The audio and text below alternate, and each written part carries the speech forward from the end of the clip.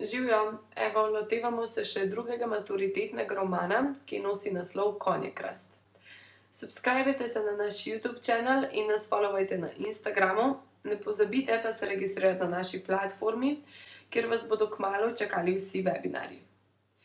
No, poleg romana Figa slovenskega avtorja Gorana Vojnovića je za obvezno branje določen tudi roman Konjekrast norveškega pisatelja Pera Petersona.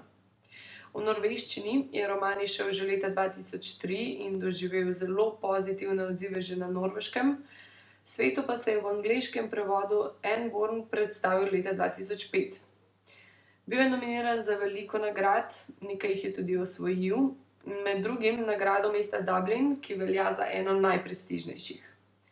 V slovenščino je roman prevedla Marija Zlatnar-Mol leta 2008. Na maturi je bil enkrat že obravnavan, in sicer leta 2013.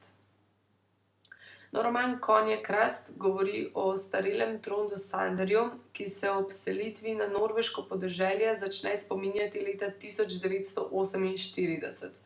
Natančneje takratnega poletja, v katerem je doživel ključno osebnostno preobrazbo. Lahko bi rekli, da selitev zaznamuje njegov poraz proti divjemu vsakdanjiku v mestu. Poleg okolja, ki ga spominja na tisto iz pubertete, k intenzivnejšim spominom pripomore tudi sosed, v katerem prepozna Larsa Hauga, brata svojega najboljšega prijatelja iz tega obdobja. Roman Konjekrast je poln motiva dvojnosti, tako v obliki enakosti, na primer prek dvojčkov, kot v obliki nasprotij. Zaradi miru se je Trond prisiljen soočiti z vprašanji in dvomi o samem sebi, tudi o svojem očetu in njegovi vlogi, ki se jim je prej v življenju izogibal. V webinarjih, ki jih bomo namenili romanu Konjekrast, se bomo najprej posvetili vsebini samega romana, ki spretno izmenjuje več časovnih ravni okoli glavne, ki spremlja Tronda Sanderja leta 1999, ko se ta preseli na norveško podeželje. Del webinarja bomo namenili še karakterizaciji oseb, pri čemer bomo govorili o razlikah med vrednotami v mladosti in v starosti.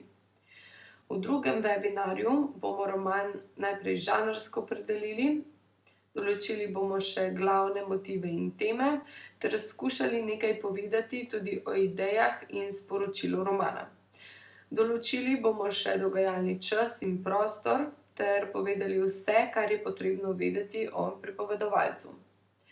V zadnjem webinarju bomo izpostavili nekaj vzporednic še z romanom Figa in s tem zaključili še tale drugi sklop webinarjev. Najdete jih na naši platformi Razturi na maturi.